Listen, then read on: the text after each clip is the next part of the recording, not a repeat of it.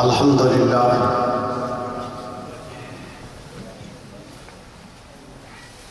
الحمدللہ وکفا وسلام علی عبادہ الذین اصطفیٰ اما بعد فاعوذ باللہ من الشیطان الرجیم بسم اللہ الرحمن الرحیم وَلَنَبْلُوَنَّكُمْ بِشَيْءٍ مِّنَ الْخَوْفِ وَالْجُوعِ وَنَقْصٍ مِّنَ الْأَمْوَالِ وَالْأَنفُسِ وَالثَّمَرَاتِ وَبَشِّرِ الصَّابِرِينَ آمنت باللہ صدق اللہ العظیم وبلغنا رسوله النبی الکریم الامین ونحن على ذلك لمن الشاهدين والشاكرين والحمد لله رب العالمين ان الله وملائكته يصلون على النبي یا ایھا الذین آمنوا صلوا علیہ وسلموا تسلیما اللہم صل علی محمد وعلی آل محمد وبارک وسلم الصلاۃ والسلام علیک یا سیدی یا رسول اللہ وعلی آلک واصحابک یا سیدی یا حبیب اللہ۔ درود پاک ایک دفعہ گونج پڑ جائے، الصلاۃ والسلام علیک یا سیدی یا رسول اللہ وعلی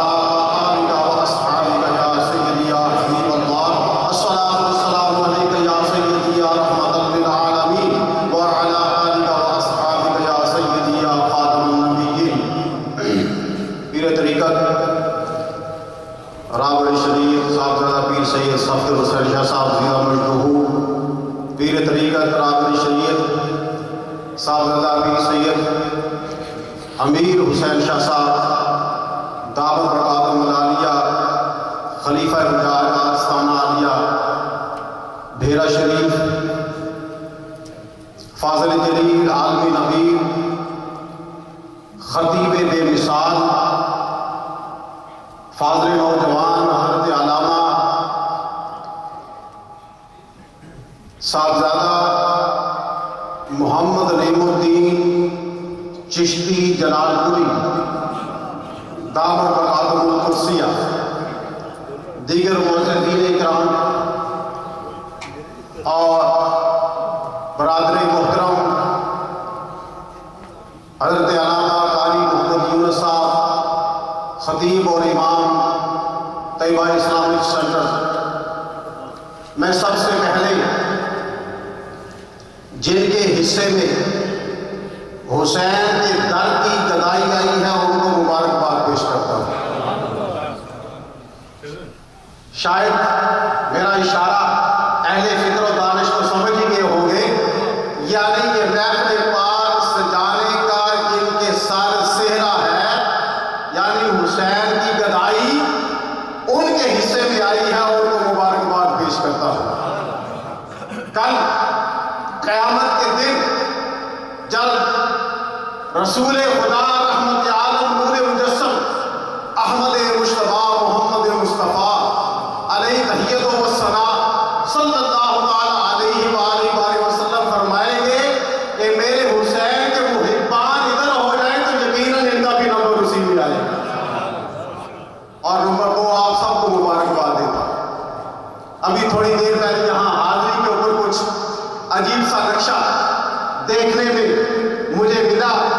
ارے ہم سنی ہیں، ہم پنجتن کے در کے گدھا ہیں اور حسین ابن علی کے در کے وہ گدھا ہیں کہ وہاں کا اگر ہمیں سچ بھی ہونے کی نسبت ہو جائے تو ہم اس کے اوپر بھی فخر کرتے ہیں۔ اور تم سب کو مبارک ہو کہ پہلے تمہاری قبولیت ہوئی ہے، اس کے بعد تمہیں بلایا گیا ہے۔ پہلے تمہاری قبولیت ہوئی ہے، اس کے بعد تمہیں سب کو بلایا گیا ہے۔ آتے ہیں وہی جن کو سرکار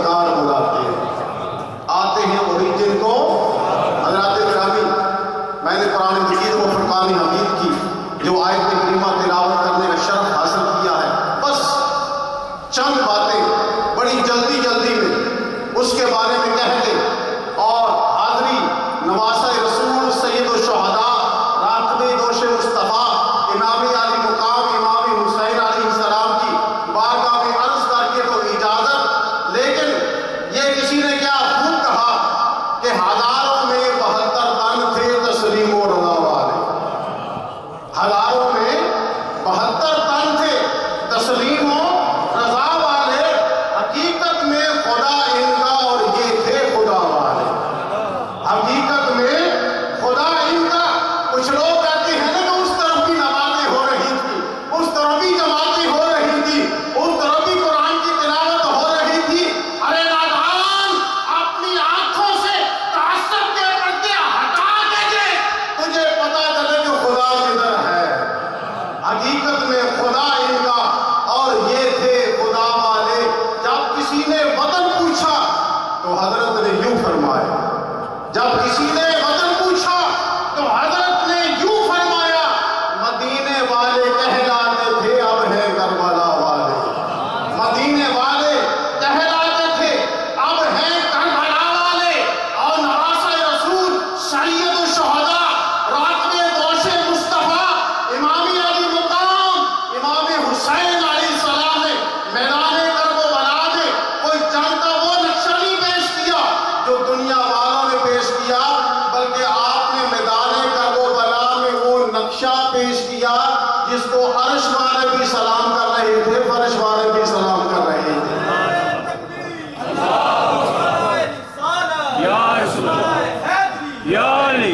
جنگ شروع ہونے سے پہلے حضرت امام علی مقام علماء بیٹھے ہوئے ہیں، آپ میدان میں جاتے ہیں اور تمام حجت کے لیے آپ نے خطبہ دیا۔ حضرات گرامی توجہ، بہت ہی نقطے کی بات عرض کرنے لگا ہوں۔ نواسۂ رسول نے اتمام حجت کے لیے جو خطبہ دیا تو آپ نے فرمایا، یزیدیو کس کے ساتھ جنگ کرنے کے لیے آؤ جس کے نانے کا کلمہ پڑھ رہے ہو؟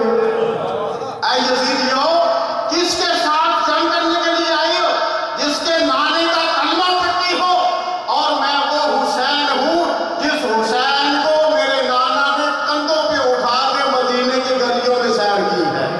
میں وہ حسین ہوں جس حسین کی زبان کو محمد مصطفیٰ صلی اللہ علیہ وسلم نے اپنی زبان اطہر چسائی۔ حضرات گرامی توجہ، یہ محبت کا نقشہ جو میں پیش کرنے لگا ہوں، یہ بات میرے ذہن میں آ گئی ہے کہ حسین ابن علی سے محمد مصطفیٰ کو کون سی محبت تھی۔ ایک دن محمد میں سرکار دو عالم صلی اللہ علیہ وسلم محبت میں لیٹے ہوئے، حسین کی چھوٹی عمر ہے، آپ نے اوپر کھڑے کیا ہوا اپنے بطن اطہر پہ اور پنڈلیوں پر حسین ابن علی ہے، اور سرکار دو عالم صلی اللہ علیہ وسلم نے یہ دونوں انگلیاں حسین کے ہاتھوں میں دی ہوئی ہیں، حسین نے انگلیاں پکڑی ہوئی ہیں، یعنی نبوت کی انگلیاں پکڑی ہوئی ہیں۔ آپ نے فرمایا، بیٹے اور آگے آؤ۔ آپ پنڈلیوں سے ہوتے ہوئے حسین ابن علی زانو نبوت پہ سوار ہو جاتے ہیں۔ سرکار دو عالم صلی اللہ علیہ وسلم نے فرمایا، حسین اور آگے آؤ۔ اب سرکار دو عالم صلی اللہ علیہ وسلم کے پیٹ مبارک پر حسین ابن علی کے پاؤں پڑ جاتے ہیں، لیکن سرکار نے فرمایا، حسین اور آگے آؤ۔ اب حسین کے پاؤں علم نشرح لک صدرہ کے سینے پر آ جاتے ہیں، اور سرکار نے فرمایا، حسین ذرا جھکو۔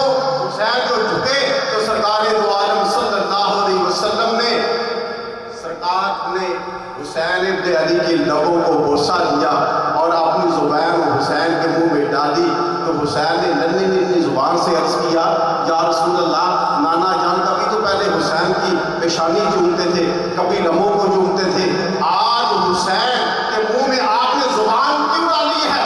تو سرکار دو عالم صلی اللہ علیہ وسلم نے یہ جواب دیا۔ مسلمان کو ذرا غور سے سننا، سرکار نے فرمایا، حسین میری نظر نبوت دیکھ رہی ہے کہ کل تو کربلا میں جب جائے گا تو عمارت تو تیرے خون میں پہلے موجود ہے، لیکن میں تجھے نبوت کا فیض اس لیے دے رہا ہوں، اپنی زبان جو سال کے جب 18 سال کی علی اکبر کی لاش اٹھاؤ تو تمہارے پاؤں میں استقامت ہو، تمہارے پاؤں میں لغزش نہ آئے۔ اے حسین، میں اس لیے نبوت کی زبان تمہیں چسا رہا ہوں کہ جب 6 ماہ کے علی اصغر کو ہاتھوں پہ تڑپتا ہوا تم دیکھو تو تمہارے پاؤں میں لغزش نہ آئے بلکہ استقامت آئے۔ اس لیے سرکار دو عالم صلی اللہ علیہ وسلم نے اپنی زبان نواسۂ رسول کو چسائی، لیکن حضرات گرامی، اس آسمان کے نیچے اور اس زمین کے اوپر جو سرکار دو عالم صلی اللہ علیہ وسلم